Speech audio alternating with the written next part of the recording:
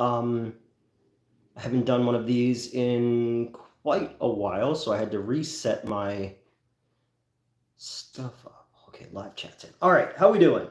It's Newt. I'm here. You're not. It's okay.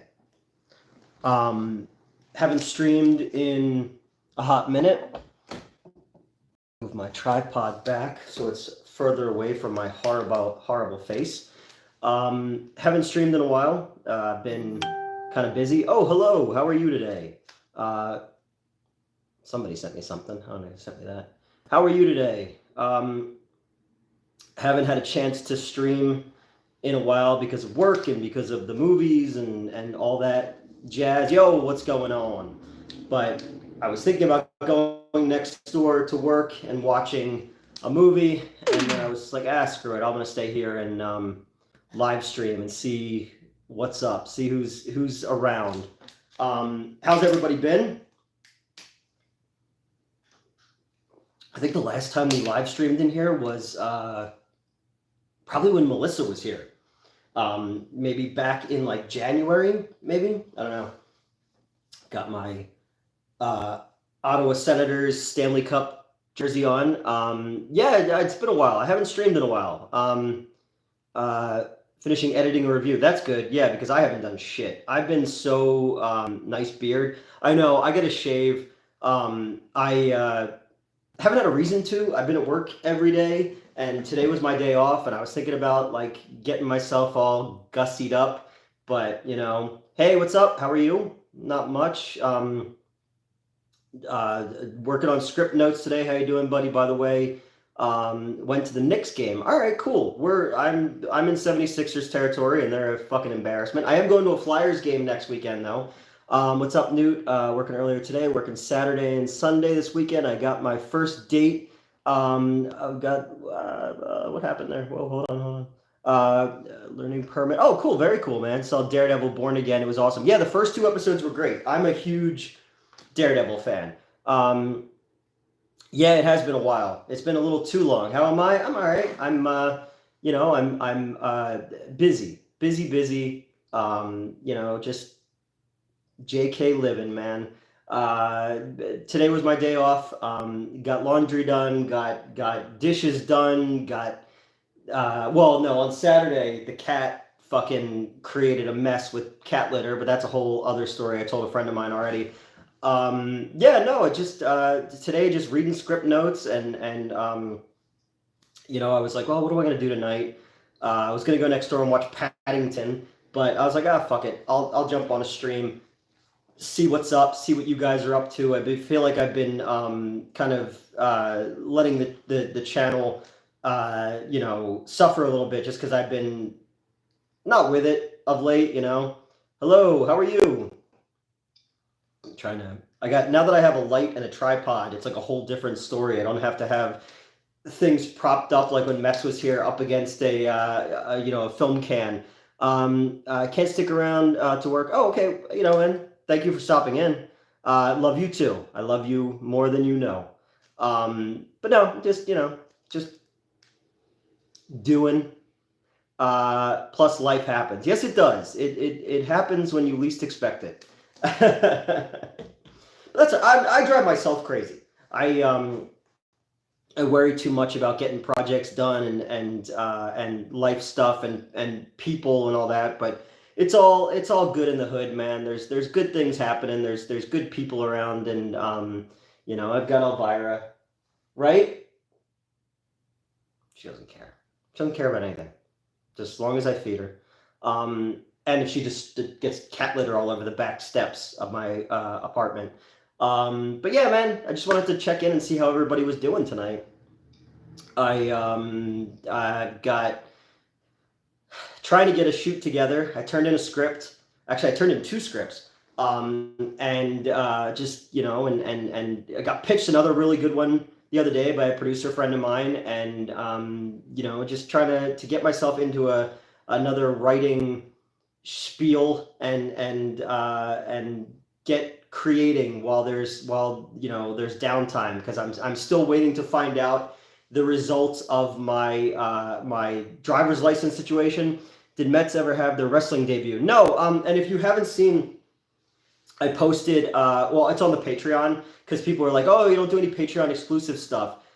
So Mets and I sat for about an hour because last week Mets swung by, still want a housewarming gift. I mean, you've given me so much stuff already, man. I've got the Rocky belt and stuff like that.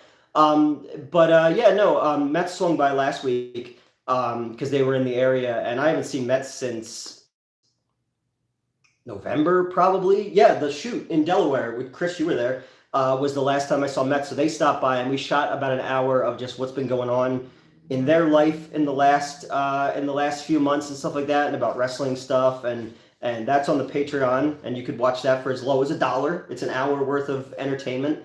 But yeah, that's but no, they haven't made their debut yet. Once I know when that is, I'm gonna make that a whole fucking thing for the channel. We're gonna go to that shit and turn that into a whole spiel. But no, yeah, it's I don't know, man. There's always something going on. I'm trying to get more people to come up here and hang out because as you guys know from the one video, my car was broken into, smashed up, got totaled, got another car.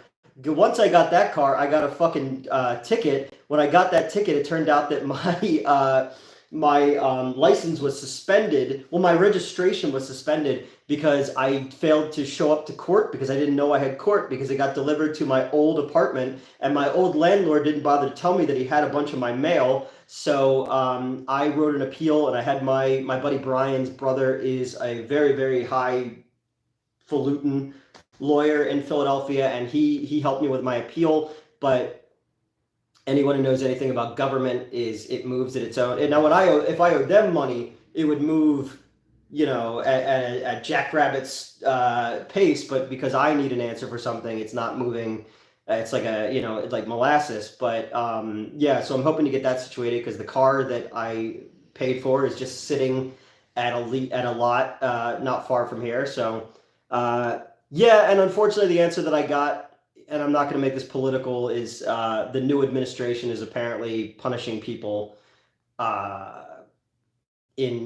so I caught up in that, I guess, because I vote Democrat. Well, I don't always vote Democrat. I'm registered as Democrat, but I vote based on common sense. But no, yeah, so, and yeah, I'm going to a hockey game next week. I haven't been to a pro hockey game in a long time. Taking a friend of mine with me, and I said friend, and then I looked at the camera, and then she's gonna be like, what are you insinuating? Nothing. Hattie Newt got spaghetti and wine. Ooh. The other night at work, I DoorDashed spaghetti because I was like super like in the mood for you're supposed to vote based on common sense. I know that, but apparently that's not a thing in this country. Common sense went out the window a long time ago. Yeah, I ordered pasta the other night. I was like, I really want pasta, and I probably shouldn't be eating that kind of stuff, but I'm down 15 pounds, and I've been walking a lot.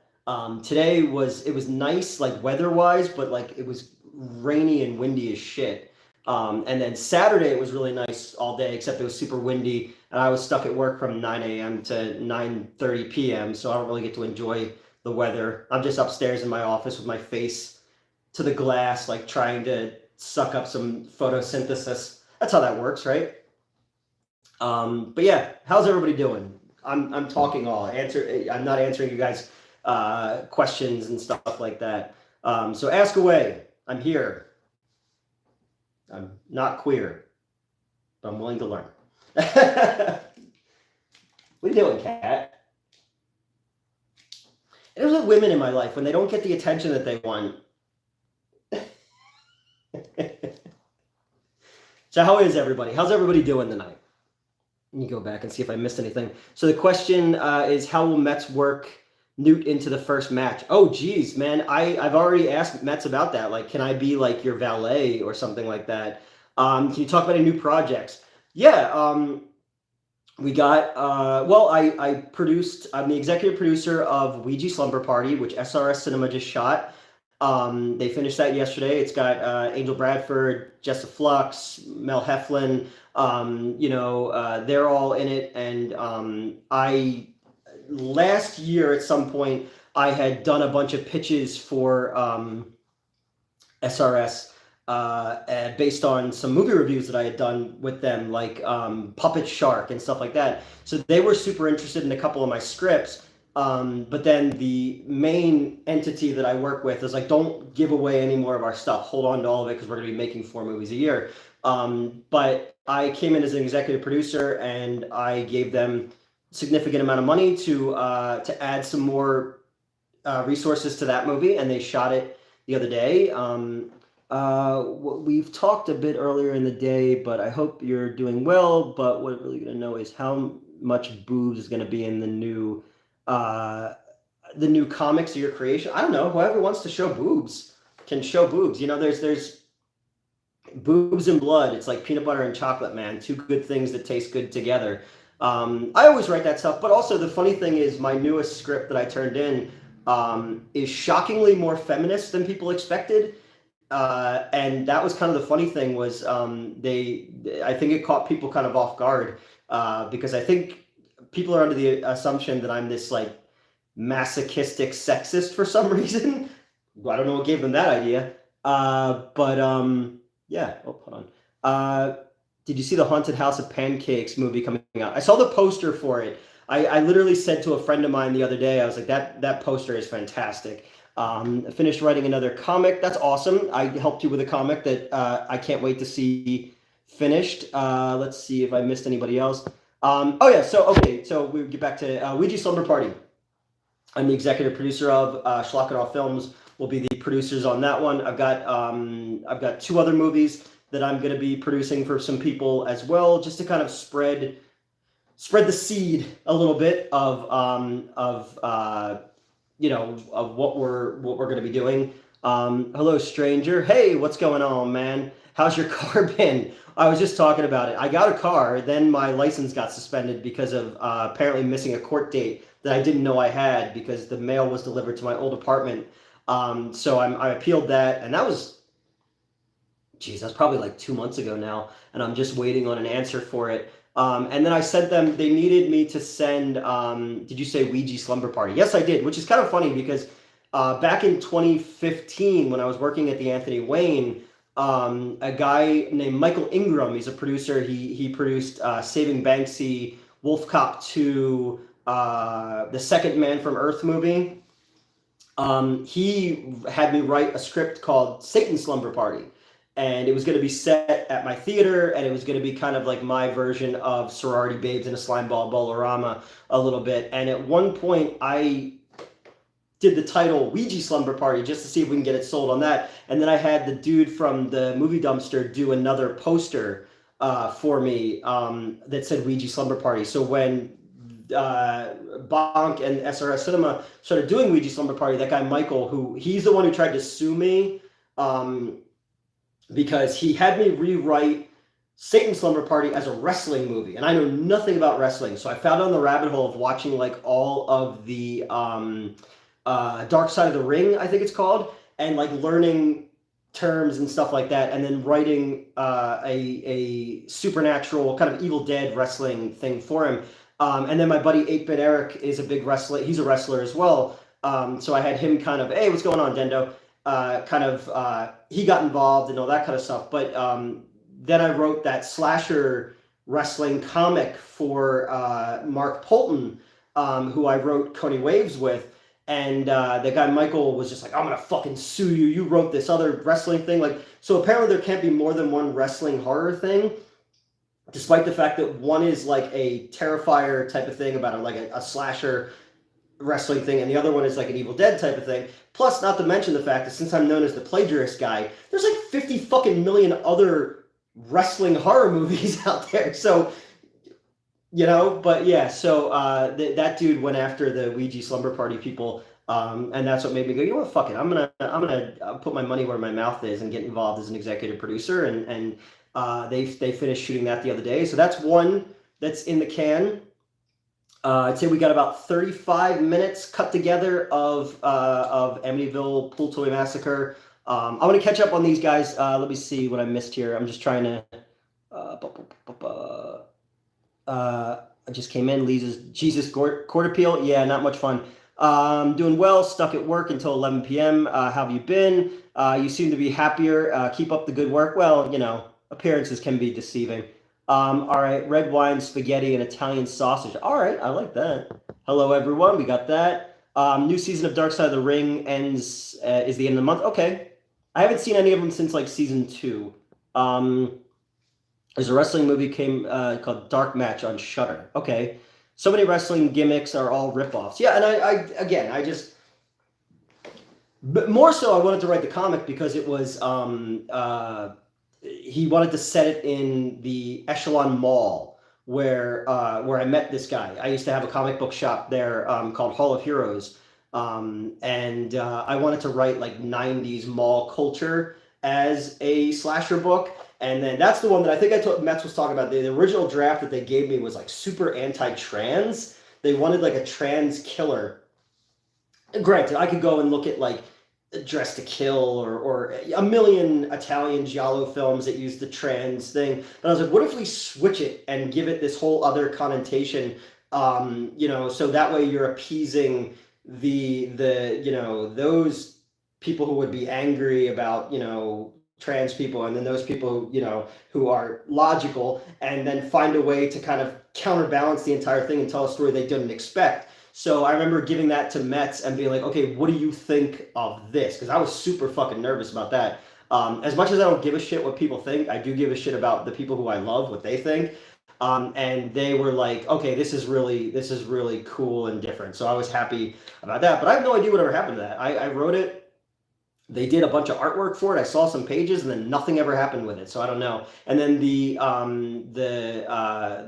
wrestling horror movie that I wrote for the guy, he says it got made, but I've never fucking seen anything, and I've never been paid. And then I called it WrestleVania, but I didn't know that like there's a dude who's a wrestler who like wears like Kiss makeup, and he apparently does a thing called WrestleVania. I didn't know that. You're good, man. Full of pep. Looking good. Thank you. I expect Metz to be solid as a stone with giant muscle. Yeah, Metz has gotten bulked up, man, because I haven't seen them since, like I said, since November, since the last shoot. You should look into the Kiss Demon from WCW. When I used to be at the old show, that guy used to always try to get me into wrestling. And I know a lot of wrestlers. It's kind of funny. We have a project coming up that's going to have, well, I'm not going to say anything yet. But there's a pretty well-known wrestler who's also part of the horror world, who's good friends with a star of one of my other projects. So that person's going to come do something with us. But we'll talk about that when we get to that point.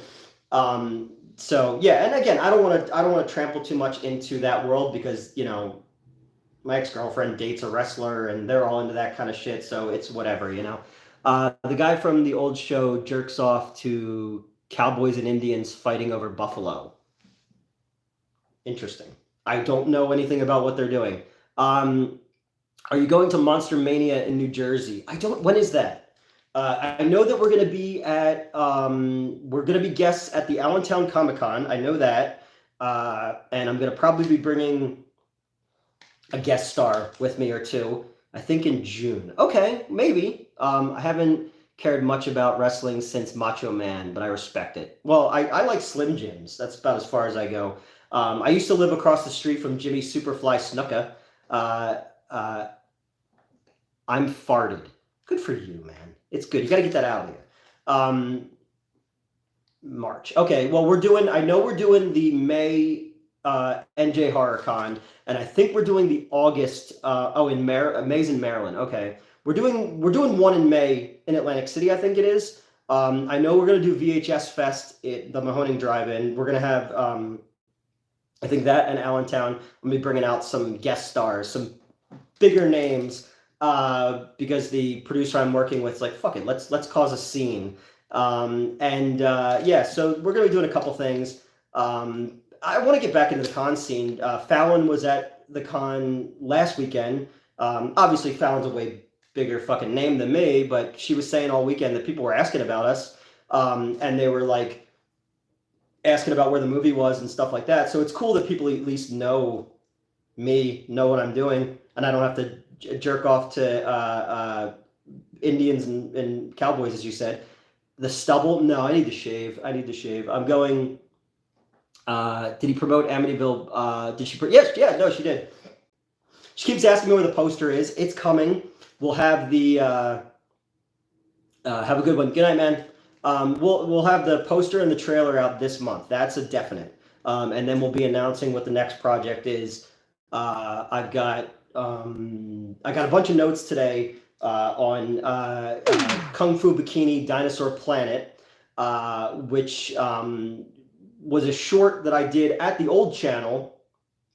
I don't think it was called that. We did that thing with the redhead and my friend Abby. But yeah, so I took that script and adapted it into something else, and then did another rewrite of it last week. Actually, I did a full 80-something page rewrite in a couple days, and that one's more of like I wanted to do something kind of more like Fredo and Ray's Dinosaur Island, a bit more, late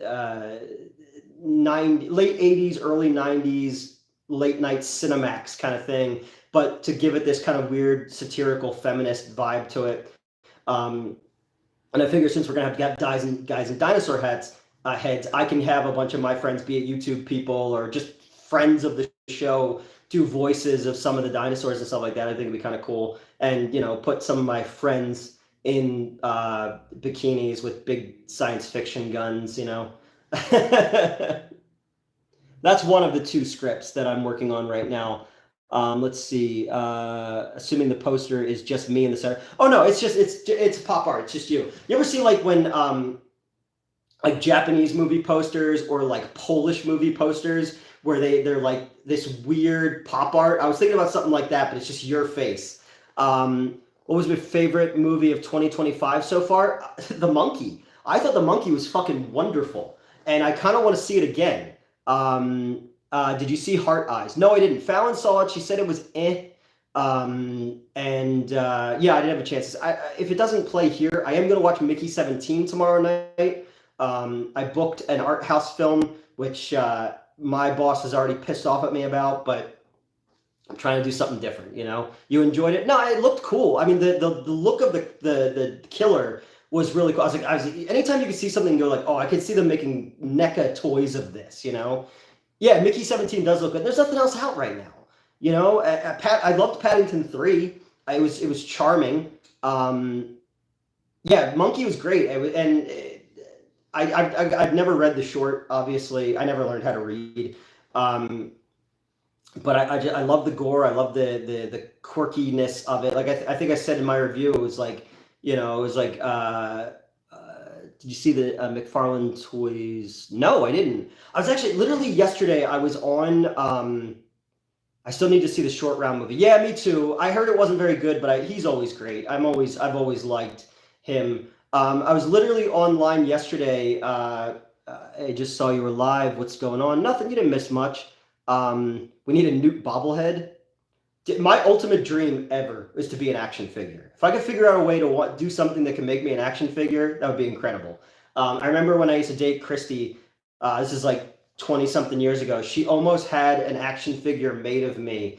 It didn't happen, but that was like super cool. Like they took a bunch of pictures of like my head of all different angles and stuff. It was weird. Or she was giving it to a hitman to have me killed, but I was going to make a terrible joke, but that would have just broken my heart.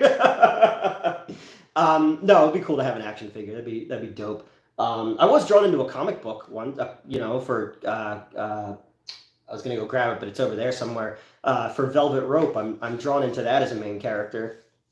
No, I didn't see Hard Eyes yet. I liked Paddington. I loved the Monkey. Captain America was meh.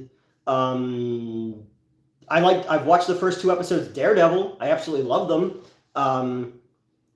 It's been a while is right. Yes, it has. I just haven't had time. I have no time. My kids.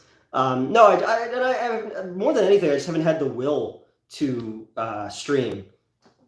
Hasbro action figure makers be sending a picture. Yeah, I saw that. That'd be really cool. I don't know. Maybe one day when I feel like I've accomplished something. Like I always say, like every project I finish that's mine, I'm gonna get a tattoo of. Um, right now I'm a blank canvas, but I want to change that and get a bunch of tattoos of things that I've done so that, when I die, it'll be like, look at all the garbage he put into the world. Good thing he's gone. With the plaster cast of my penis that my ex-girlfriend made as an art project. If you're watching, we had this conversation earlier. Yeah, man. Well, no spoilers. Yeah, that was unexpected to say the least.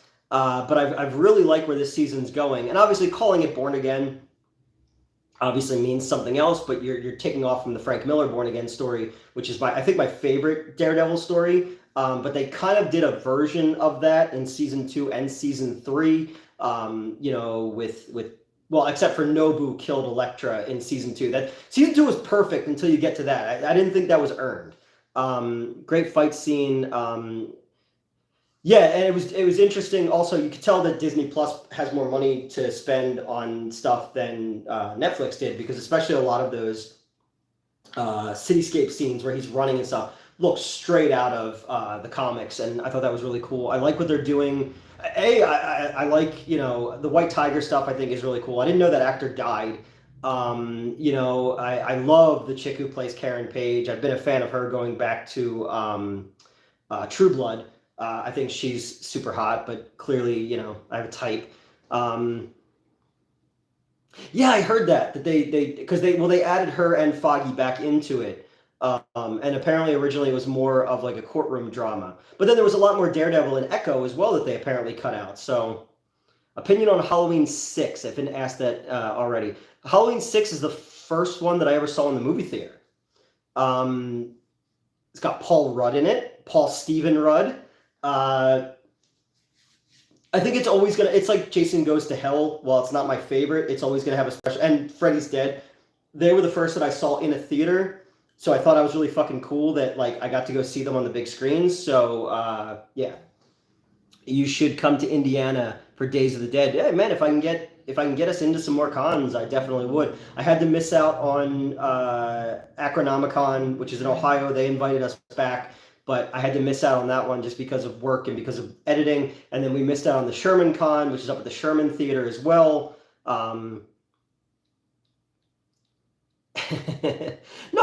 there's a lot of things about Jason Goes to Hell I like. I like how much he ties it into Evil Dead and Creep Show and all that kind of stuff. I love John D. LeMay is in it from the Friday the 13th TV show. Obviously, go back and watch my Friday the 13th TV show episode that I got dragged by Reddit because I told a very funny, very true story about that my parents got divorced because of that show. So that show will always have a very special place in my heart. I met Robbie, the redhead chick from that show at a con once, and we were guests of it as well, and I told her that story and she bought me a shot. Yeah, I think the Thorn Cult, they did a little bit in the comics as it bounced around different people that owned the rights to it, and I would like to see I'm so pissed they killed, yeah, but I'm sure he'll come back in. I mean, look, the Hand was able to bring back Elektra in a weird cult ceremony, so there's no reason that he couldn't come back as well. But I'm assuming he'll pop up in flashbacks as we go, because they've kind of taken Karen's death from the Kevin Smith run, and they've kind of split that into the priest in the last season and him in this season, to that whole thing. I'm hoping that they don't ever go the route of turning Karen into a porn star that sells Daredevil's Matt Murdock's secret identity for heroin. We don't need that. But at the time, that was as a kid when Born Again came out, being like, what the fuck, Let's see. Freddy's Dead is interesting. Yes, it is. Going to see Mick Foley at the Milwaukee Improv. Oh, cool, man. I met him I met him when we did that documentary, the Santa Claus documentary with Tommy Avalone, who I grew up with. And then I met him again at that con in Ohio. That when I used to be with the old show, my former co-stars, co-hosts were too busy reveling in their own fame, and they took Kane Hodder's bag and put it down, and it started wheeling away. So I chased it into the street and grabbed it and brought it back to Kane Hodder. So him and Bill Moseley were very appreciative of that. So that was kind of cool that Jason and Chop Top thanked me. Now I probably can't run like that because I don't have an ACL anymore. I tried the other day though. It was so cold and windy out, and I took the trash out because I sent all my employees home early, and I went to like run back to the side door, and my knee just kind of drags. It like feels really heavy and disconnected, and I was like, "Fuck, man, it sucks getting old. I hate it." Don't get old, kids. All right, let's see who else I missed in here. Oh, we got 31 people watching. What the fuck's wrong with you people? Scroll variant. There you go. Yeah, it could be a scroll variant. It's weird the guy from Friday the 13th is in Jason Goes to Hell, and he's not playing the same character. No, but Frank Mancuso was the producer of both, so he brought him over there. I don't know. There's things about Jason Goes to Hell that I like. There's things about Freddy's Dead that I like. It's more like a John Waters movie, which makes sense because the editor and stuff is John Waters' editor. There's definitely things about it that I appreciate, but also it's the fact that funny thing with Freddy's Dead is Barks Root Beer did a promo, and Barks Has Bite, and I won. There used to be like, it was this thing at the grocery store, and you fill out your name and phone number, and you put it in a box, and I won a free box of Barks Root Beer and movie tickets to see Freddy's Dead. So that was the reason my parents had to take me to see it, because we won tickets, and that would be a waste. I'm a lower middle class kid, so whenever you get something free, you take advantage of it. So yeah, Freddy's Dead, Jason Goes to Hell. Jason Goes to Hell I saw, I think I was in 5th grade when that came out. So yeah, let's see if anybody remembers. Please never address me. Bring up when I was. Oh, okay. Yes, I won't. I still need to see Bill Moseley is a chill guy. He did appearance and looked Dennis Leary when he was younger. Oh, okay. Don't get old. Yeah, no, I know. It's too late. No, we respect chosen names here. So don't worry about that. Did Sucks to Suck get finished? It's my part's finished. I don't know what Fallon's doing with it, honestly. I guess it's too much to go into. She redid a big chunk of it, and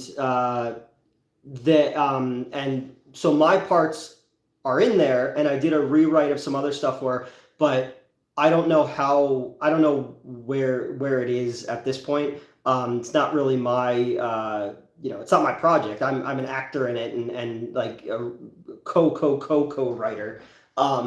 But I hope it gets done, because the stuff that she and I shot was actually really fucking funny, and a lot of it was just she and I ad-libbing off of each other. And as much as we hate each other sometimes, we do get some good stuff when she and I kind of give and take with each other. Let's see what else I missed here. Let's just say 2024 was a time I'd rather forget happened. No, I get it, man. 2021 is like that for me. 2021, 2022. I'd say from October 2021 for up to, I don't know, now has been a rough time. So I completely understand that feeling of just feeling like, how the fuck did things get this off the rails, and how did we end up here? But we're, if it makes you feel better, I just peed my pants at work. Oh, okay. I was holding it in because I was about to leave, and then, oh no. Well, if peeing your pants is cool, I must be Miles Davis. It happens to the best of us. I I cut out the part from, if anybody saw the Drunk Newt video,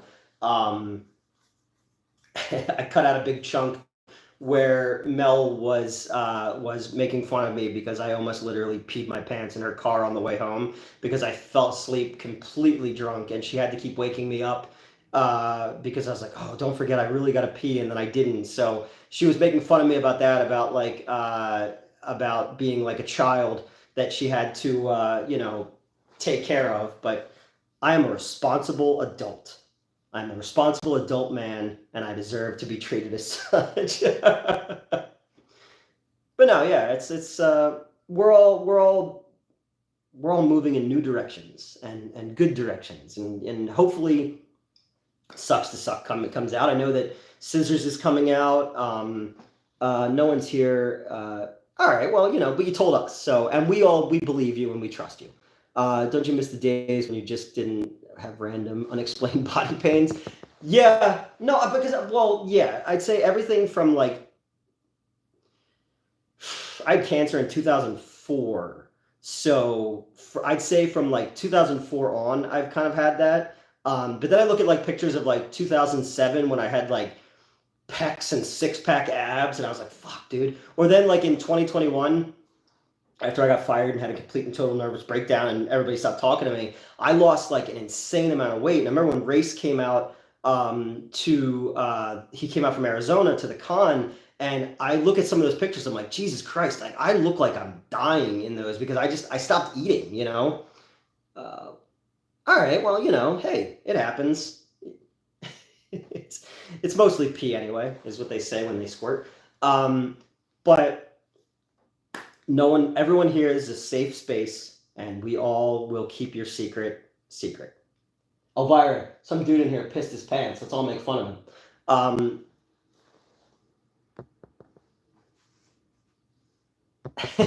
I'd love to smash watermelons in the garage. I find little ways to let off stress and tension by being a child, or when I keep too much stress in for a really long time, and then I drink way too much in one night because I'm stupid and nervous and in awe of a woman, and that's a disaster. I don't recommend you guys ever do that. Won't be long. We're yelling at the kids for get off their lawn. I don't have a lawn, so I yell at my employees though. I did give them the rest of the cherry or the orange Coca-Cola, and they didn't like it very much. So, haha, little dick sneezes. We're all keeping the secret. Unrelated. How did you delete a tweet? It's on the internet. It's forever. Trust me. I know. If it's on the internet, it's forever. Yeah. But why are you laying there like that? She's like laying on top of my shoes, and it's just like, come up here and sit with me and be my friend. But no, never. Women in my life, man. I don't know, what is up, everybody? Jesus Christ, I'm rambling about nothing, and I'm like trying to make sure I got everybody here. Drink a bit, clear, not dehydrated. Strong smelling pee. Yeah, you want to make sure you have clear pee. I get super dehydrated really fast and really easy, so I'm constantly having to drink. One thing that annoys me about the movie fandom is the mentality that shot a video automatically. Yeah, but I don't agree with that. Tell us about the shoot. What shoot are we talking about? An old lady. Oh, I want a dog. Which shoot do you want to hear about? We've had a couple shoots. Nothing since December. Mid to late December, Fallon and I shot our last scenes. There are lots of great. Yeah, I think there's a lot of good shot on video stuff. Oh, okay. Yeah, I'll date, and I was like, all day. Oh, okay. There's a lot. I mean, I grew up on the SOV era. Todd Sheets and Jason and Tim Ritter and people like that, and they've actually worked on stuff that I've done since. It was crazy to see that Tim Ritter edited my segment of Shark Exorcist 2. And there are certain times in your life where being a big fucking weird nerd like me, like when Fredo and Ray started talking to me, that blew my fucking mind. And to have him actually be my friend now is crazy, because I remember being so in awe of his movies as a kid and wanting to emulate his stuff.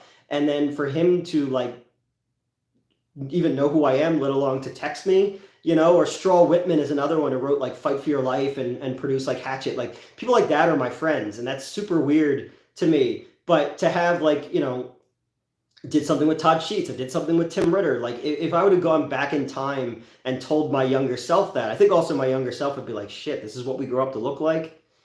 I'm gonna start doing drugs now.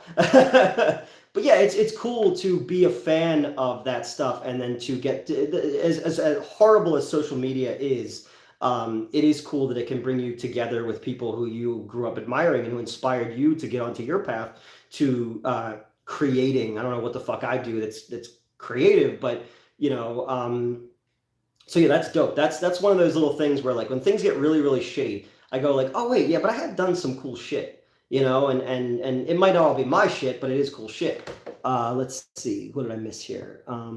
Wayne's World 3 or Airheads 2? I think Airheads 2 would be easier to pull off at this point. You're getting old when people stop understanding your pop culture. Oh, don't even get me fucking started about that, man. Video became the format, mainstream SOV. That wasn't found footage. No, and I've never been a big found footage guy. I like, Cannibal Holocaust, obviously, because I'm a fucking weirdo. Poughkeepsie Tapes was okay. That one got a lot more hype than it deserved. What was the other one? The McPherson Tapes, the Alien one? That was kind of cool. But yeah, there's that era of like Mark Polonia stuff, and again, Todd Sheets and Tim Ritter. Even Tom Savini did like The Ripper. Back in the day, like I think I have a book. I still have to get furniture in my apartment, and I have tons and tons and tons of books, like film books and stuff like that, and film theory books and all this. And I have one about SOV, I have one about like post-apocalyptic movies and all that kind of stuff. They were making fun of me at work the other day because I was reading a novel. And I was like, why do people think I don't know how to read? I was reading Rum Punch, the book that Quentin Tarantino's Jackie Brown was based on, because I found it. I was like, oh, I didn't even know I had this. And I was reading it the other day, and they're making fun of me at work for reading a DVD commentary for a Polonia Brothers. But oh, it's awesome. I just did, it's coming out. I did the DVD commentary track for Fungicide, which Visual Violence is putting out. That's the David Wascavage movie, who did like Suburban Sasquatch. Go Red Wings. I'm wearing an Ottawa Senators jersey. A Mike Comrie Ottawa Senators jersey. This was given to me by a friend of mine a long time ago. This is actually a game-worn Stanley Cup Finals jersey. And I'm taking my friend to go see the Flyers versus the Senators on next Tuesday. So, have I rewatched the VHS series? Yeah, but a lot of them just kind of blur together in my mind. There's some that I thought were really cool, but some just kind of like, I don't know, none of them really ever hit on the idea of VHS. Like, I feel like it's that digital thing, but none of them ever really had the true analog vibe that I was looking for, Had nothing to do with the movie. Collins Bros wrote it. Oh, that's cool, though. But still, that's really fucking awesome. Like, I'm a big Mark Polonia fan. I don't care what anybody says. As a Red Wings fan, I actually have a Paul Coffey 1995 Stanley Cup Finals Red Wings jersey, because Paul Coffey's my second favorite hockey player of all time. Not 88, 94, 99. Yeah, and my friend Melissa has been in a couple Mark Polonia movies. She was Bride of the Werewolf and stuff like that. So. Oh, it's so much worse. And so I have a really funny, and I tell it on the commentary track. David Wascavage, can you say what are places where you've lived in your life? I feel like it's been a lot of places. I'm from New Jersey. I'm from South Jersey originally. I've lived all over South Jersey. I lived at the Jersey Shore. I lived in Connecticut. I lived in Arizona. I lived in Las Vegas. I lived in California for a little bit. Where else? I lived in Vancouver for a little bit. Yeah. Did you ever buy a Scareglow figure? No. Oh, is it the He-Man one? I remember when that was a thing back in the day. I didn't know they made new ones. Oh, because somebody earlier was talking about the McFarlane stuff. I literally was online yesterday because I really want the new Superpowers figures that they put up. There's just certain ones. They did the black suit Batman, but in the style, because Kenner originally had superpowers. And when the 89 Batman movie came out, they did like a mock-up and they just repainted the Kenner Batman figure in black for the 89 movie. And I always wanted that version because that's not the version we got. I have the 89 one up there. So they put that version out and they put out the black suit Superman and Jason Todd Robin, and stuff like that. And I really, really want to find those, but I can't find them anywhere. They're supposed to be Walmart exclusives, but Walmart doesn't have them. So I was thinking about going online to get them, but I was like, I really don't want to spend, I shouldn't be spending any money right now. But then I also saw that like the Toy Biz 1990s DC superheroes figures were really, really cheap. Lex Luthor and Two-Face, nobody wants them.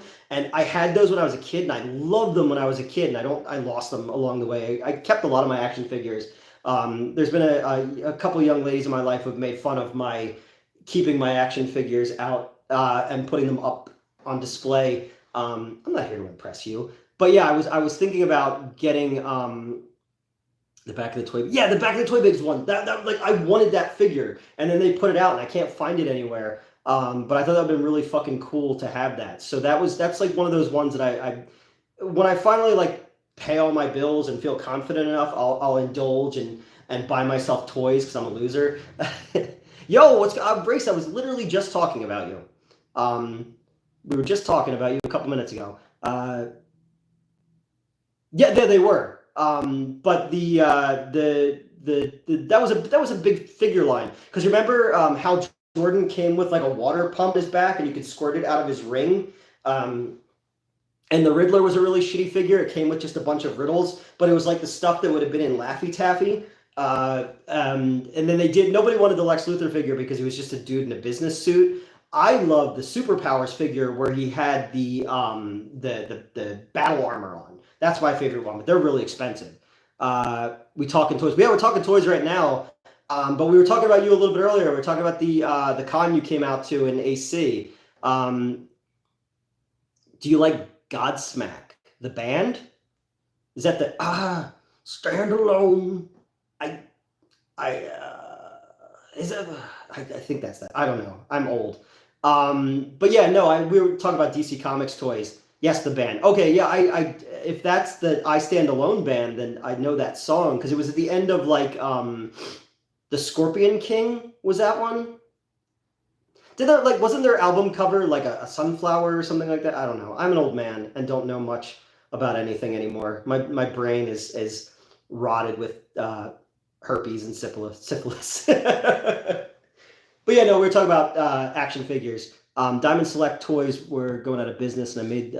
Oh, that's cool. I have the some of the Diamond Select stuff. Now get off my lawn. What Diamond Select ones do I have? I have I have the Daredevil one with the steeple. I have that one. And then some of the early Marvel Legends ones I have back when those were a thing. And I remember they did a chase. It was a Fantastic Four box set, but Sue Storm was like clear plastic. And I remember selling that for like $150 to a guy.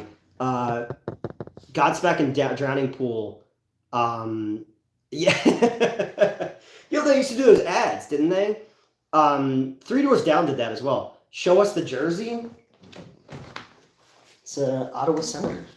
Mike Comrie jersey. Oh, hello, Sarah Jane. What are you doing here? Oh, I guess you are watching, so anytime I have reference to you, you at least understand. Are you interested in seeing... Yeah, I'm going to watch Mickey 17 tomorrow night.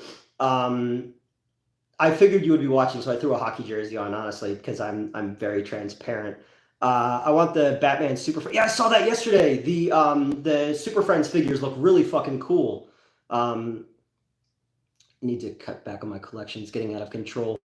Yeah, I used to. When I had the comic book store, it was easy though because like we would get sent all this free shit all the time, and I used to like the earliest like Randy Bowen figures. I still have that Batman one that he did before he got the Marvel license. That thing's worth like a bunch of money now.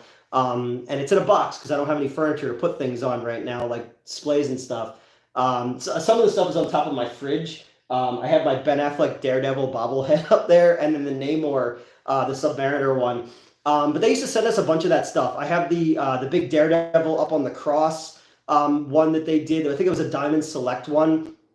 And then I have the Batman and Catgirl Dark Knight Strikes Back figure where she's sitting up on his shoulder. That one's pretty cool. I'm gonna sing with Drowning Pool twice. And I recently was. Oh, that's cool. That's pretty dope, dude. I have no musical talent. My office is really an episode of Hoarders. That's kind of how mine used to be. When I was at the old place, who are all the people you've met at Chiller? I've only been to Chiller once. And the only reason we went was my producer, this is like literally 2 days, opinions on metal, on new metal. I'll get back to you on that one. The 2 days after my whole entire fucking life fell apart, sorry I haven't messaged you for ages, but things have been such bullshit. Or that's all right. No, it's cool, man. Whenever people want to hit me up, I hit them back. But yeah, so like 2 days after my entire fucking life fell apart, Chiller was happening. And my producer was like, I'm taking you out today. And we went up to, I think it was in Edison or whatever. And the only reason we went was because Zandor Vorkov was there, who was Dracula in Dracula versus Frankenstein. Anybody who knows me knows I absolutely fucking love that movie. And that movie's super important because he doesn't do a lot of cons either. He's widely considered the worst Dracula of all time with the afro. It looks like Frank Zappa. But while I was going through chemotherapy, I had this little DVD player. It was a little like flip up screen DVD player, portable one. And while I was getting the drip, I would just bring certain DVDs with me, and I plugged in the earphones, and I would watch certain ones. Well, I watched Dracula versus Frankenstein every time I had to, get chemo. So I was so excited to meet him that I had this big, dumb, fucking shit-eating grin on my face. And his wife or his partner, whoever was collecting the money and stuff, is like, I understand, like, why is it so important? And then I started telling her, and this is at the time when, like, things were very raw. I think if you go back and watch old episodes from this channel, I cry a lot because I'm going through a lot at that time. A lot of people were no longer in my life, and I'm getting bombarded by Reddit and Twitter people and all that kind of stuff. So things were very raw at that point. So I start getting choked up while talking to the worst cinematic Dracula's wife ever, and that's when I knew, like, oh fuck, I'm a big fucking loser. But yeah, that was the biggest thing, was to meet him and to get his information, because I wrote Vampire with him in mind to play the head of Dracula and to basically make it a pseudo sequel to that movie without contractually, infringing on Sam Sherman and Al Adamson's movie. The Mummy 3, it's, man, Brendan's action. I never saw part 3. That's the one with the Abominable Snowman, where they're in like China or something like that. I'm going back to the new metal thing. I don't know. What would you consider new metal? I was never really big on like the 90s, early 2000s cock rock kind of stuff, What's the best pizza place in New Jersey? I don't know. Okay, I like the Deftones a lot. I like Tool a lot. I love Rage Against the Machine. I'm still a angry, teenager in a lot of ways, but I'm pretty much in a state of arrested development. I don't know, best pizza. I love East Coast pizza. I don't like, deep dish pizza.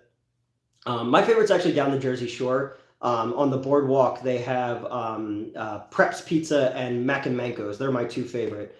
Lingering Teenage Angst. Yeah, I think it's because I haven't gotten any taller, so that works. Happy you're still doing your things, Newt. I love you. I love you too. I'm trying, man. But we're getting we're making great progress. It's cool to find out. Never liked Limp Bizkit. Linkin Park.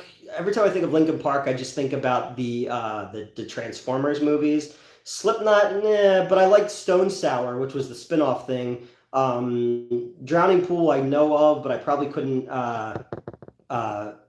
Yeah, I'm back. I like I was saying, if you're just joining us, I haven't streamed in a while. I've been so busy. And then when I'm not busy, I'm fighting with myself to try to be busy. So I kind of just like wind up going like, I'm just going to go to bed instead, you know? I'm an Limp Bizkit, right? Yeah, it was never my thing. I never liked rock rap, you know? What's going on with the Daredevil Reborn? I liked it. The first 2 episodes were great. I like season 3 a lot though too. Limp Bizkit is one of your favorites. That's cool. It's just yeah, it was never really my thing. You know, driving home, get home safe, be safe. I don't know where you are, but the roads are horrible out here. Yeah, I don't know. I was just never. I'm never a big fan of cock rock. You know, so. Oh, okay. I get like text messages while I'm streaming, and then I'm trying to read them and do this at the same time. But you just texted me. I will get back to you. Yeah. Have you ever heard of Puddle of Mud? No. No? Of course I've heard of Puddle of Mud. I'm not that fucking old, man. You know. I might be 10 years too old, but I'm not that old. No, of course I did. But like I'm a bigger like 70s 80s metal guy. You know. Opinion on them. What songs did Puddle of Mud do? They did like that, I like your pants around your neck or something like that, you know. The roads are wet and so am I. Well, me too, you know. Puddle of Mud. Testing. No, not at all. Control, she hates me. Okay, so I do know who they are. All right. MCP bands. Say no pizza place. I used to think Puddle of Mud had a lead singer from WWE. Blurry is such a good song. I'd have to look it up and see because again, that music, a lot of that music came out in a time when I was MC Chris. Well, Race just sent me a thing about MC Chris the other day. I gotta look into that a little bit more. I loved MC Chris. We actually shot a back when I was doing Underbelly. He has a song like Nerd Girl or Geek Girl or something like that. We shot the video for that, and then somebody else wound up doing it. But we shot the first one for that because I remember the redhead is in that. That's how far back that goes. But yeah, I don't know whatever happened to that. I think probably or maybe Justin never finished it because that might have been too much work. But yeah, no, I don't know that era of music. I was kind of like I get stuck in my thing. My musical taste is so fucking weird.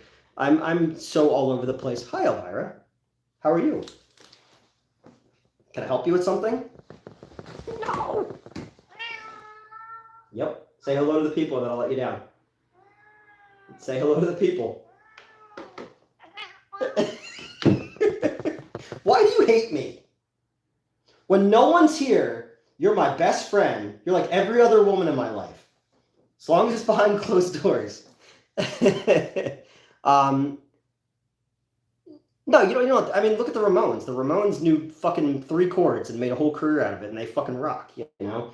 I don't know. My musical taste is all over the place. I love all kinds of different shit. Your cat, Michigan J Frog. Yes. Hello, my baby. Hello, my honey. All day because I was home today. She was like a Velcro cat, just all up in my business. But once I want her to go on camera, nope. Yeah, I see you. But yeah, I don't know. What were we talking about? Like conversations on these streams is sort of like being inside my head. It's like a ferret on meth. It just ping pongs all over the place. But yeah. And the Jersey, Mike Comrie, he was married to a pop star, and now I don't remember who it was, but I have to think about that. Ever listen to MF Doom? Yeah, of course. I love MF Doom. It was around him and like Gnarls Barkley was around that time period as well. He just passed. MF Doom passed away like 2 years ago or 3 years ago. He had the Dr. Doom mask, and did a lot of stuff with Adult Swim, if I'm not mistaken. But I could be wrong because I usually am. Oh, okay, all right. Yeah, that was like that early 2000s time period. Before everything became a fucking disastrous blur. A lot of my favorite punk albums were recorded on 4 track. Yeah, exactly. It doesn't. It's about the vibe. There's a lot of. I like a lot of like fucking horrible disco and some pop stuff from the 70s and 80s. It's just horrible. But same thing with my movie taste. Like, I was having a conversation with a friend of mine earlier today about Laura Gemser movies, and 2010s were anything is when everything got bad. Yeah, I mean everything in life. But yeah, no, I don't know. I'm trying to think of like, but I'll hear a song and I'll be like, oh shit, this is really good. What is this? And they're like, dude, this is like 20 years old.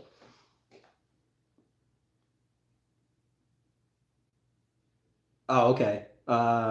Did you see Companion? No, not yet, but I want to. But I heard like the trailer gives away the twist, so I haven't had a chance. That's another one I'll have to catch on streaming. He's got another movie coming out called Novocaine, I think.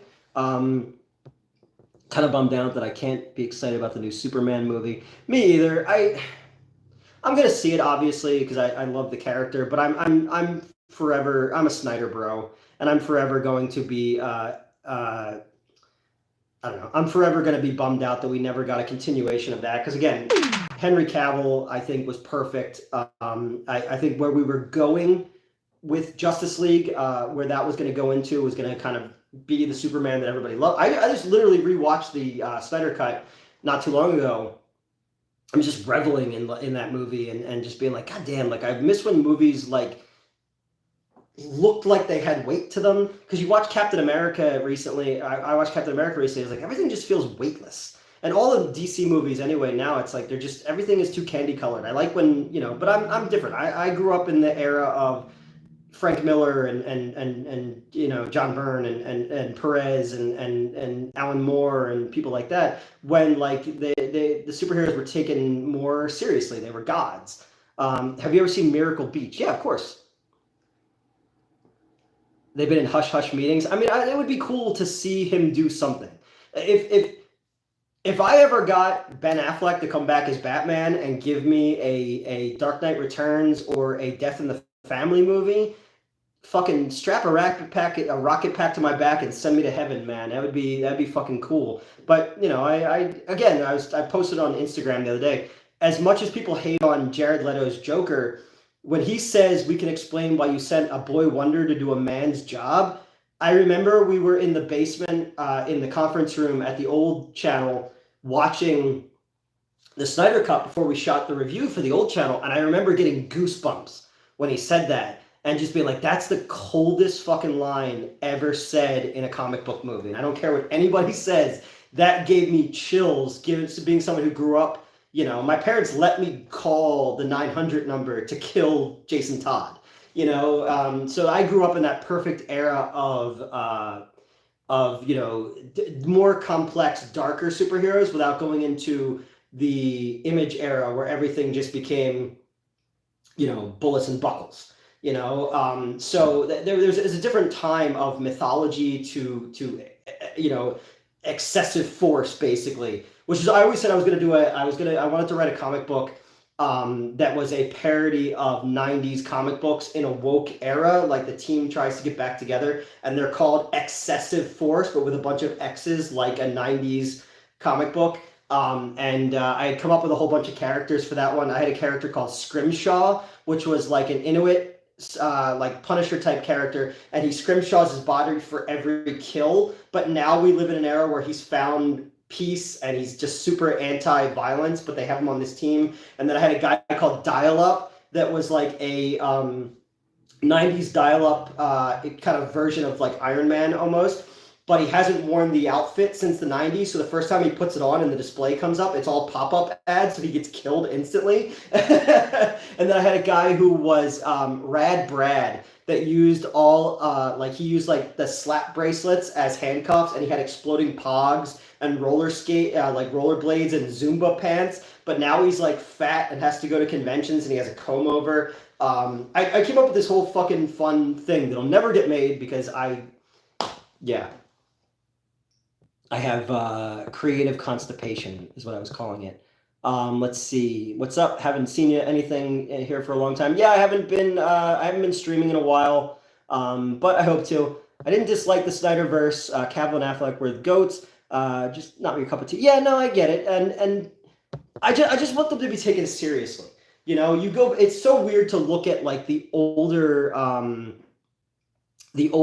versions of the Marvel movies and to see what they are now, and it just seems like everything's become too light, you know, and not connected to anything.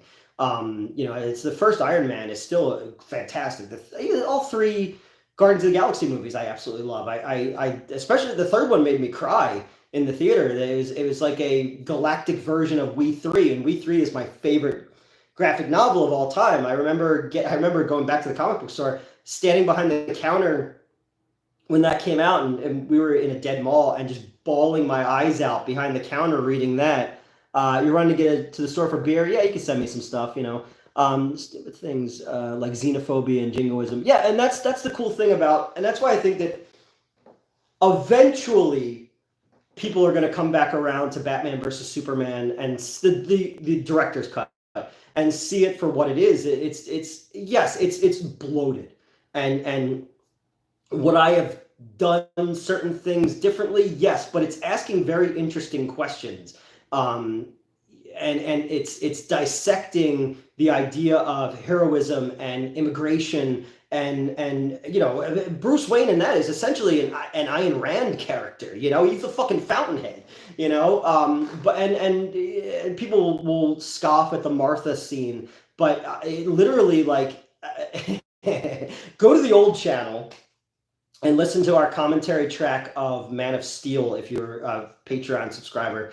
I was very drunk while we recorded that, and I was crying. This seemed to be a motif of tonight. Crying my eyes out, talking about the Martha scene, and I remember the redhead like grabbing me and putting me in her lap because I was like sobbing uncontrollably while talking about that scene because it's while I wouldn't have shot it that way and I would have contextualized it differently, the general concept of it is powerful. The idea of someone who has an addiction, who's so blinded by their own rage, basically waking up to the idea that they've become everything that they started out to perfect their body, their mind, given their life to, they've become that thing that they chose to fight against. That's powerful. Or the general idea that, you know, in that moment that God is dying, God just says, "Save my mother." That's like, that broke my heart when I saw even the theatrical cut of it, because you're like, oh, even in this moment, you know, they say, oh, Henry Cavill doesn't smile when he's not Superman. I was like, what's more empathetic? Like, again, you look at it this way. It's like, I tell people a lot, I go like, if I died tomorrow, any girl in my life is going to meet someone new. If I died tomorrow, my job is going to replace me. But if I die tomorrow, my mother's never going to have another first son, you know? And there's something about that that sticks to me when it comes to the idea of these pop culture characters like Batman and Superman. If you strip away the wham bam pow spandex of it all and you put it to an idea of like, this is the shit that like cavemen drew on walls, like they were, and what the Iliad is, they were telling these epic stories, and there's something about that that's come through time to where we are now, and why these things still exist is they're able to be recontextualized. And as long as we can find a new shade of gray when it comes to Batman or when it comes to Superman or something like that, these characters will always exist because we'll always find a way to work them into the modern conversation. You know, I tell people, I've had this conversation before, Superman is the American dream. Batman is the American reality. You know, Superman is out there doing good because it's the right thing to do and because he can. Batman is out there doing it because if his parents didn't die, he would have probably just been Elon Musk. You know, he would have been a piece of shit. But unfortunately, something nudged him into the darkness to make him perfect his body and his mind to fight to make sure this stuff never happened to another kid. But in doing that, he's a Greek tragedy. He's an operatic character because he's flesh and blood. Superman is an alien. He ages differently than us. But Bruce Wayne is going to get old. He's going to break down. And when he dies, it doesn't matter anymore. Like he didn't kill his villains, so they got back onto the street. He could have given that money to you know, feeding the poor and not just beating up some guy who stole eggs or something like that. You know, there's all these other ways of going about this stuff, which I find to be so complex and so interesting when it comes to superheroes. And that's what the Zack Snyder stuff did for me, was the idea of American Gods and Titans, you know, and even like his use of like Nick Cave's music in Justice League. It's like they said our gods would outlive us, but they lied. Like Superman's dead. Like, how do you live in a world where Superman's dead? You know, stuff like that I just find to be super interesting. And it also uses in the Flash scene the Song of the Siren by Jeff Buckley, one of my favorite songs of all time. Like I said, if I was ever going to get any lyric to a song tattooed on my body, it would be Did I dream you dreamed about me? That's my favorite lyric of any song ever written. But yeah, what were we talking about? I don't know. How did we get off on that? Like me waxing poetic about movies that the internet hates. Yeah, I don't know. I genuinely revisit the Batman versus Superman and Justice League every so often because I'm fascinated that those movies were allowed to even be made, you know, and they're not everyone's cup of tea, but they'll be my version of it. You know, I think I said it in a video before. So when my parents got divorced in 1989, was very much like the height of Batmania. So you know, you had the darker edge, you know, Frank Miller Batman and Man of Steel Superman and Perez's Wonder Woman and stuff like that. And when my parents were getting divorced, I was a little kid, and there was a lot of bad shit going on in my life at that point. And my mom and dad were super young when they had us, so they were being, you know, they were immature as they were getting divorced and shit like that. So when they were dealing with their stuff, they just gave my brother and I comic books and put us off to the side. So as my life was not making any sense, I had these superheroes in these stories, and you know, Daredevil became my favorite, and Doctor Strange and all that kind of stuff. So that era of those characters is the version that I love the most. It's you know, the more complicated versions of them, the little bit edgier but not 90s edgy version of them is kind of the version. So when I saw that on the big screen with Batman versus Superman, it was like, holy shit! Like you know, it brought me back to a place. That whole like triggering thing, but not really. But it brought me back to a place. I was like, oh, okay, that's the version that I always wanted to see. In you know, even like Bruce Wayne, like staring at the suit like an alcoholic staring at the bottle because it's the only fucking thing that makes sense in the world. Is that he even has the line, he's like I bet your parents told you that you meant something, and he said, my parents taught me a different lesson while dying in the gutter, that the world only makes sense if you force it to. I love that, you know. And then he turns and he sees Robin's suit, and he surrounds himself with his mistakes as much, and his failures as much as he surrounds himself with the good that he's done. And I find I do that too. I surround myself with a lot of the trinkets of my past to remind me of things, and that's the closest I'll ever get to being Batman. But yeah, so seeing that kind of stuff, there's a reason why, you know, like we were talking about earlier, like Freddy versus Jason, or Jason Goes to Hell, and Halloween 6 and stuff. Why I don't hate them as much as most people do is because it was the first versions of that I got to see, like feeling like an adult, and seeing this was like, oh, this is the version of these characters that made sense to me when I needed that. You know, when nothing made sense, this made sense. You know, I always tell people the story that, you know. All right.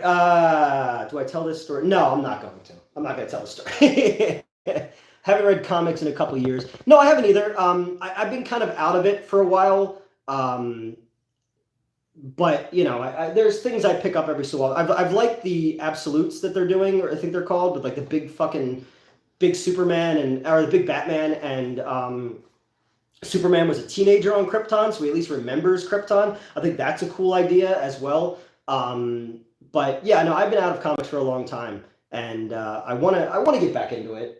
Every so often I'll grab some back issues, and I know I've done some videos on this channel about comics in the past. It was a huge part of my life. Like I was such a big comic book nerd for so long, and just absorbing the mythology and the comics, the DC and Marvel cards and all that kind of stuff. And obviously, I still have a lot of my action figures. But yeah, no, it was a big part of. It's always going to be a big part of my life. Even though the Florida Man comic isn't a superhero book, I'd love to write a superhero book. I have so many fucking cool ideas that nobody's toyed with yet when it comes to mythology and vigilantism and misguided sense of self-worth and mental illness and all that kind of stuff. Like I always loved the idea of, how sick is a world that needs a guy in a mask, but how sick is a guy who wears a mask and goes out looking for trouble when our inclination is to run away from trouble, So yeah, not sure. I understand. I'm more of a DC guy. Alan Moore's Swamp Thing is one of my favorite runs of all time. Garden of Earthly Delight, I think, is like the thing that probably made me want to be a writer. I love that book so fucking much. I love just the idea of, Swamp Thing. Again, it's the romantic in me. The idea that Swamp Thing is literally willing to turn Gotham back to Eden for Abigail. I love that idea, and for him to say to Batman, he's like, all humans have flora and fauna in their lungs. At any moment, I could burst out of everyone in this city's chests if I choose to, because he's the god of the elemental. He can connect to the green. So I love that idea of him turning Gotham into the Garden of Earthly Delight and people stripping off their clothes, and I love that, and the fucked up twisty ending with Lex Luthor and stuff. But I grew up loving that. Zatanna, I think that's one of the sexiest costumes ever. I have a thing about fishnets. I don't know what it is. But yeah, I don't know. I've always been a bigger DC guy than Marvel. But I love Doctor Strange. I like Ghost Rider. Ghost Rider's powers make no fucking sense, but I love it. And Daredevil's my favorite of all the characters. So I've been excited that he's been handled so well in the realm of the series. And I love, being a lax Catholic myself, I resonate with the idea of a dude who basically dresses like the devil to take the city's sins on himself because he's a Catholic. The New 52 got me out of comics. Yeah, remember when they turned Lobo into like a Twilight character? Yeah, I wasn't huge on the New 52 when they were doing all that stuff. Was the Swamp Thing a good show? Swamp Thing was great. Swamp Thing was like Southern fried Gothic Lovecraft, and they canceled it way too early, and it had Jennifer Beals was in it from Flashdance, and they brought Adrienne Barbeau back. No, it was great, and it was Dick Durock was in the suit. No, Dick Durock was in the old show. It was Derek Mears was in the suit in the new one. The suit was fucking beautiful. I think James Mangold, who just did he did Logan, he did Indiana Jones: The Dial of Destiny, and he just did A Complete Unknown, the Bob Dylan movie. He wants to do a Swamp Thing movie, and I'd be 100% behind that, because again, it's such an interesting character, such a beautiful character, and I especially loved Anatomy Lesson when you bring the Floronic Man into it and all that shit, and then that's where John Constantine came from, and I was a big fan of the Garth Ennis's runs on John Constantine, and then he's connected to Zatanna as well. I don't know. Yeah, I'm just a bigger DC guy, I think. Yeah, I don't know. We've been talking about toys. We're talking about comic books. If anything is going to make a woman's vagina drier than watching a Newt Wallen live stream, I don't know, man. Even if you just listen to it, you don't have to look at my face, because that's probably the thing that turns most people off. But yeah, no, it's talk nerdy to me.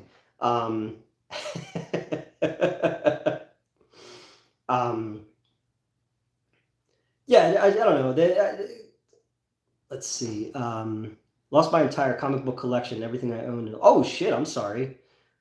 I sold mine in 2006. When I was diagnosed with cancer, Regal put me on suspension, so I couldn't collect my benefits, because you signed a contract that says you're as able-bodied then as you will be your entire length of the contract. So they put me on suspension. So I sold the bulk of my really, really good movie poster collection and my comic book collection to pay to not die. Should have just kept the comics. So all I have left is I have a short box of some stuff that has sentimental value to it. My friend just gave me some Harbinger comics not too long ago, which is a Valiant book, and I wrote for Valiant at one point.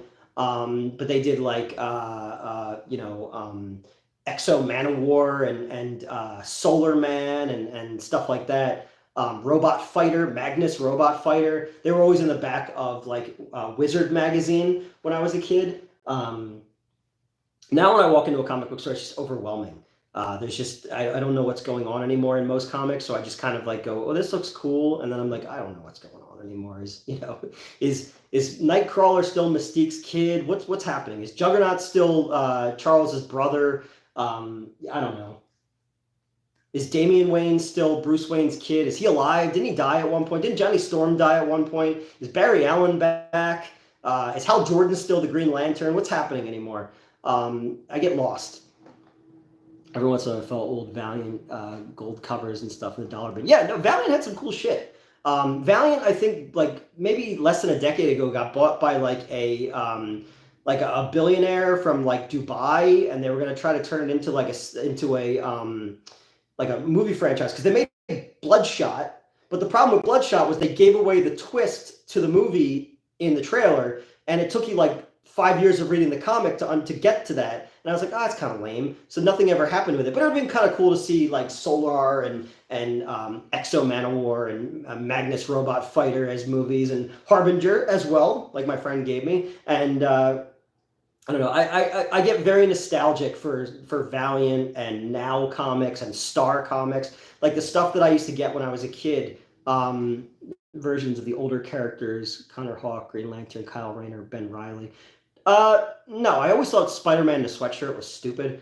Oh yeah, Harbinger, the team. Yeah, yep. I liked Kyle Rayner. I liked that he was a comic book artist who drew his own costume. It's where the woman in the fridge story came from. I don't know. I liked Ollie taking back over as Green Arrow, because that was the whole Kevin Smith Quiver run, and then his Sounds of Violence was the second one with the onomatopoeia killer. I love that story. That's a really cool fucking story. And then how the Spectre helped bring back Oliver using the Sandman because Superman didn't use enough detergent on his costume, and he still had some of Ollie's blood on him. Look at this loser. I know, man. I get like hardcore when it comes to talking about that shit.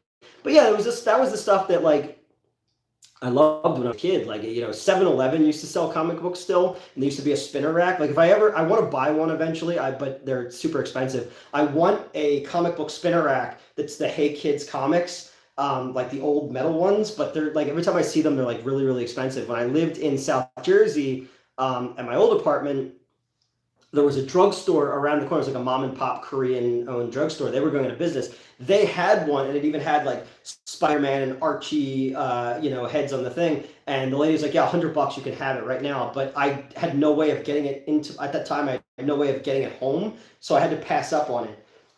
But that's one thing. If I ever get like my own, well, I'm moving into a house soon, out of renting apartments, and then I can maybe buy myself one. Maybe if I sell a movie, I can, I know where you live.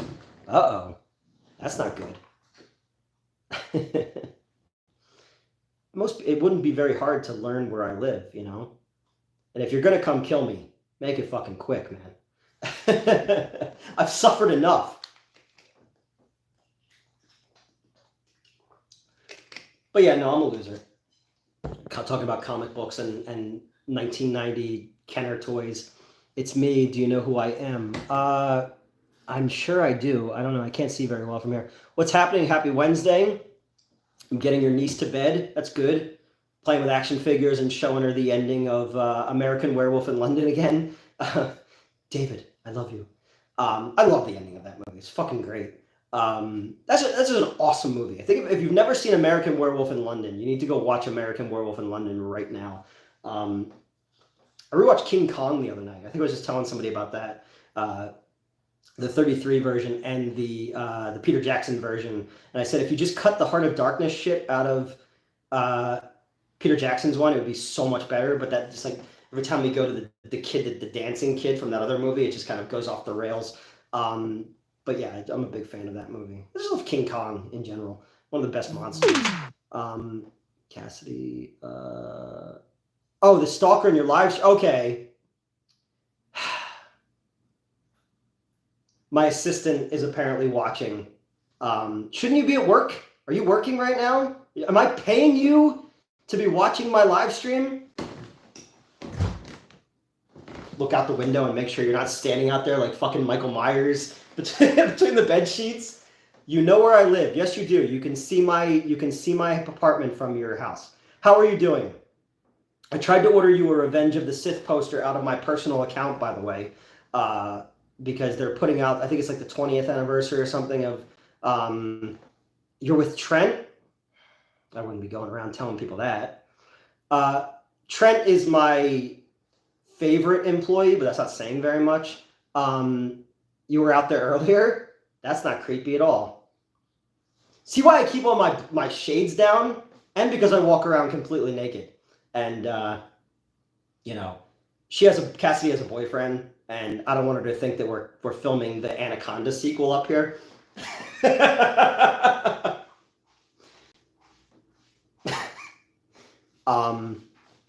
going around saying, David, I love you.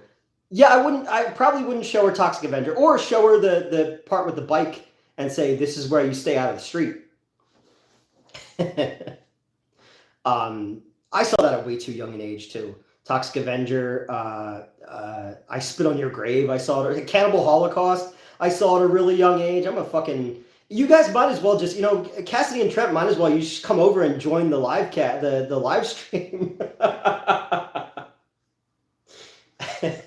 That's not a conflict of interest or anything like that. They'll have to lock me out of Facebook.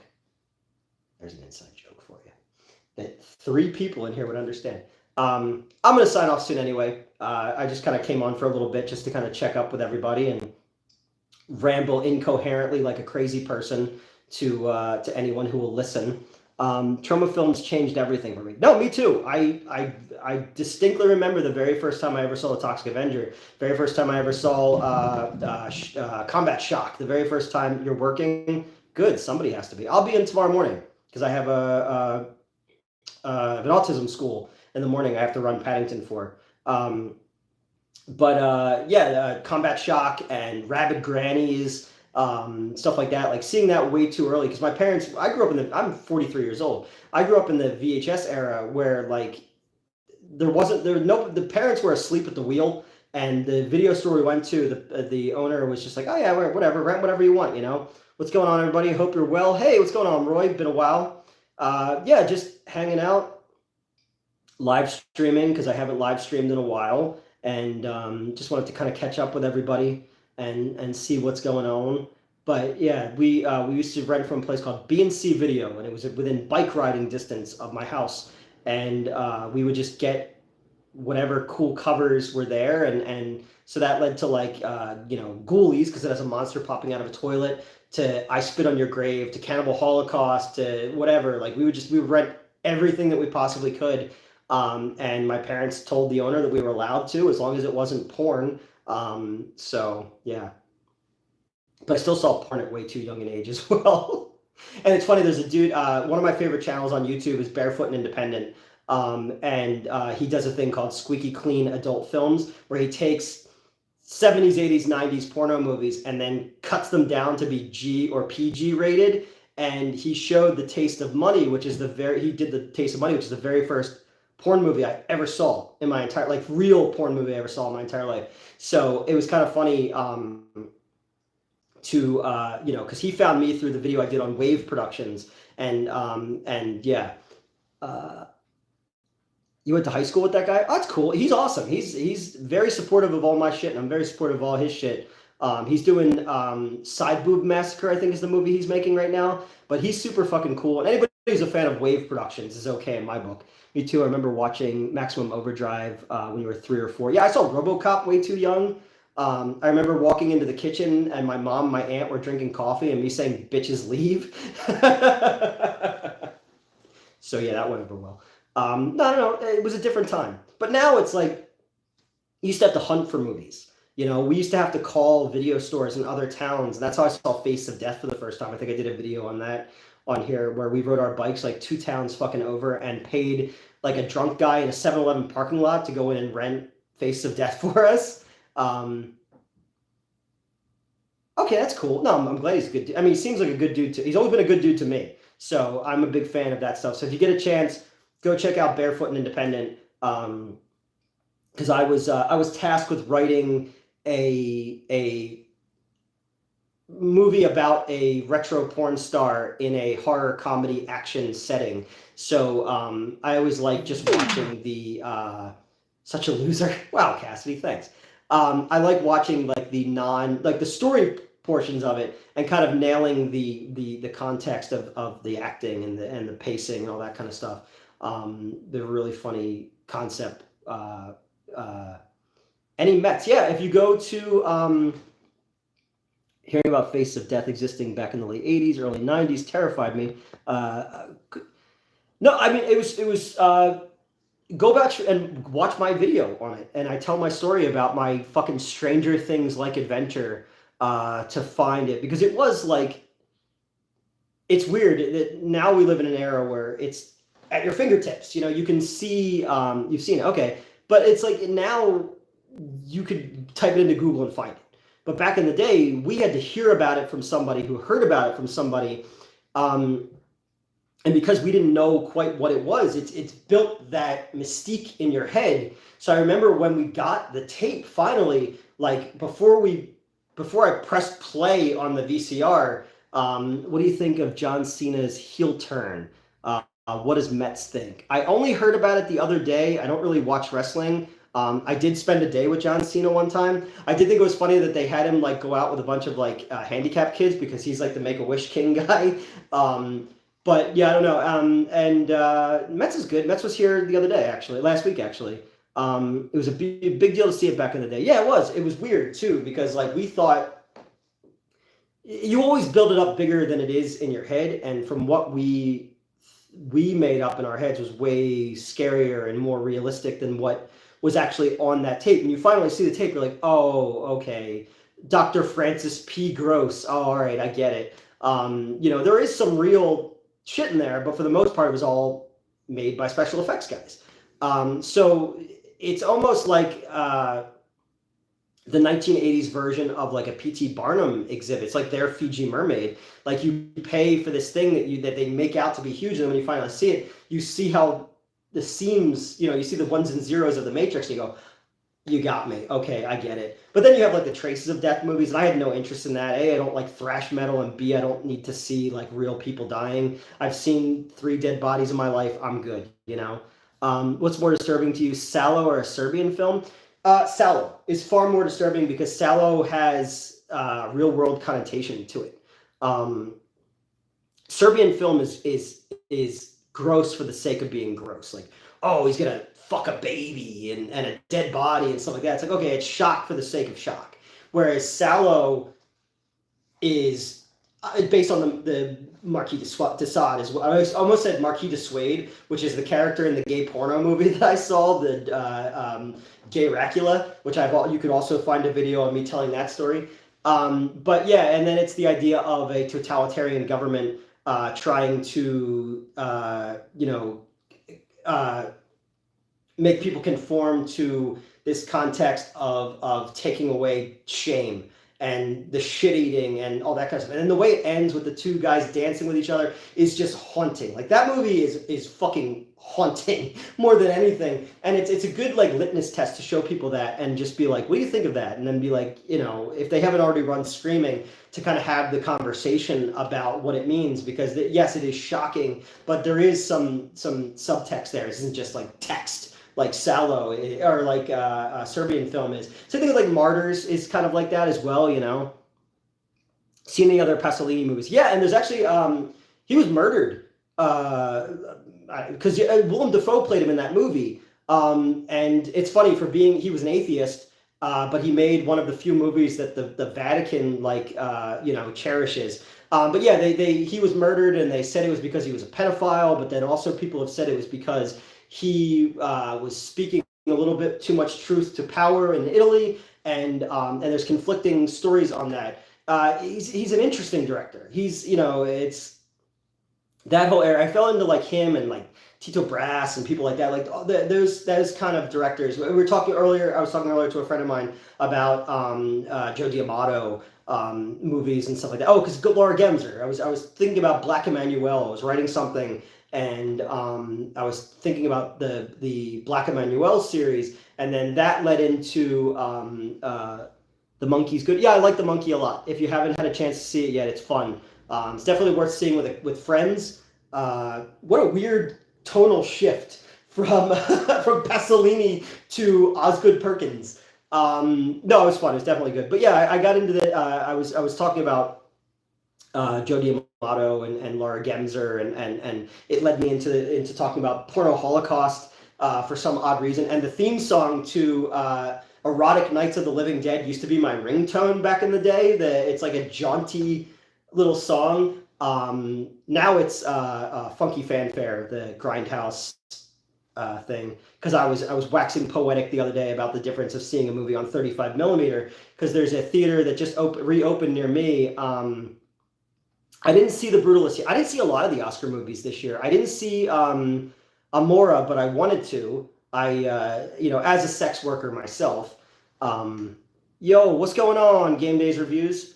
There's a bunch of the Oscar movies I missed this year, just because, well, I didn't have a car since October, so if it wasn't playing in a theater I was running, I didn't get a chance to see it. And then I had to wait for things to come on streaming, so I missed out on a lot of stuff. Lana and Dave and I went and saw that terrible fucking werewolf movie. Haven't seen Anora. Waiting till Criterion comes out to pick up. Yeah, it's a good idea. I want to see it though. I really like the Florida Project. I thought that was great. Tangerine as well. And that director, I sent a friend of mine. I think I posted on Twitter the other day that he has a Flesh Pot of 42nd Street poster framed behind him, and I was like, okay, an Academy Award-winning director who also loves Andy Milligan, can't go wrong with that, you know. He did Red Rocket. Yeah, Red Rocket was great, and a lot of people didn't see that one. It was Simon Rex was a star of that one. That one kind of came and went around here. I had to go see that. Like, I had to drive really far to go see that one. Same thing with Lisa Frankenstein. We had to drive really far to see that one as well. I don't know. It's the downfall of having a single screen theater that you're booking films for in a small town where you can't get a little bit weirder. Like, at least when I had 5 screens at the Wayne or 10 screens at the Water Tower, I could be a little bit more experimental, you know. Go see Anora. Don't see The Brutalist. Okay. How's Amityville Pool Toy Massacre coming? It's coming great. We've got about 30 minutes of the movie cut together. The bulk of it has been digital effects. There's a lot of really cool digital effects in the movie. Because we had, anybody who was on set who's in here knows that I was up against it, and I was running and gunning the entire time and trying to just make my shots. We had an entire day where we had to flip Saturday's shoot for Sunday's shoot, and that was an undertaking. So we added a lot of really cool digital effects using the Unreal Engine, using some AI elements to what we shot to kind of make things it was funny. I had to do a lot of compositing and editing of 2 separate scenes basically into one, because we had one group of actresses one weekend and we had another group of actresses another weekend, and never betwixt did they between. So I had to kind of do some creative editing to put some of them in the same scenes. It was very they saved Hitler's brain, where you took something that was shot in the 60s and shot something that was shot in the 70s, and then try to combine the two of them, you know. Let's see.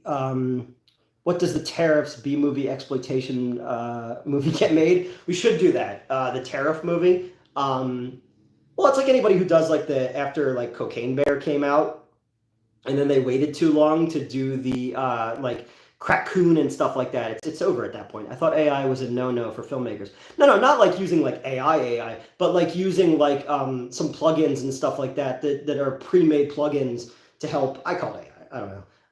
But like it finds certain points and maps them properly. And then, because we needed to add Terrifier. That's awesome. Don the Clown.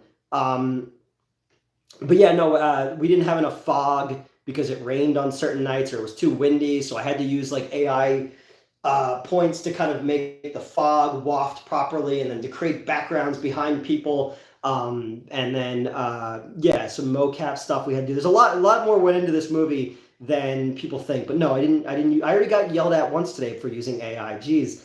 I'm not the guys who made Late Night with the Devil. They used 10 seconds and then the whole fucking internet came for them. I don't need the internet coming for me again. Nobody on Reddit's bothered me in a long time, so I assume they've forgotten about me for the time being. But yeah, it's coming along. It's coming along. And then I turned in the script for 2 other scripts. Heard the Jerry Lewis movie didn't come out. Oh yeah, the day that the clown cried. People didn't realize tariffs, taxes, raised price. I know, right? It's almost like some people didn't ever take an economic class in high school, But I guess if you feed people enough bullshit and use enough buzzwords and you confuse them enough, they'll just buy whatever tripe you're selling. It's set enough fires and it's hard to focus people. Watch the skies. But yeah, no. What were we talking about? Oh, the day that the clown cried. I assume it's going to come out at some point. It's supposed to finally be released soon. That's cool. Settle down. I'm settled. I am settled. But yeah, but I think it's only going to be playing, like, you can only see it at certain places, like certain like museums or motion picture arts things. I always thought tariffs is like 1800s old timey thing. Yeah, it's now you're on the trolley. I don't know. But somebody's going to blink at some point or not, and everything's going to get more expensive and we're fucked. And I already don't have enough money, and I'm going to die alone, and my cat's going to eat my eyeballs, and I'm going to die a virgin.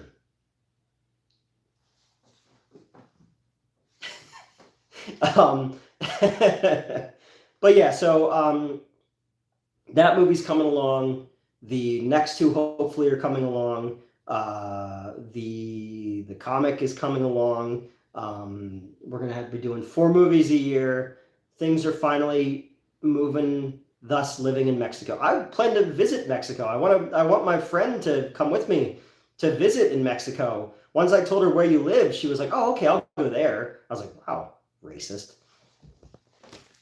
I gotta get my passport though. My passport expired during COVID, and I never went back and got another one. I plan to. I think we could have a south of the border adventure series of videos, You sell me to the cartel, and then they return me. And they're like, "Here. Even we don't need this." Toss me over some eggs, Race. Well, they said buy chickens, is what they said in the press conference the other day, and I was like, some states have it where you're not allowed to own chickens. And I have an apartment and no backyard, so I can't have chickens. Plus, I don't know how to cook, so I guess I'll die then. All right, we've been at this for 2 hours. I am going to I'm gonna wrap it up. Always wrap it up. No raw dog in reality. And go shave and shower and get ready because I got work tomorrow morning. And I'm gonna try to get back to doing these a little bit more regularly. Trying to will myself out of big chickens. Fucking big chicken, man. But yeah, I'm just trying to will my limbs out of atrophy and get back to trying to do creative shit again. So thank you guys for joining me tonight, and I will chat with you all next time. Have a good night, guys. Thanks for coming in. Bye.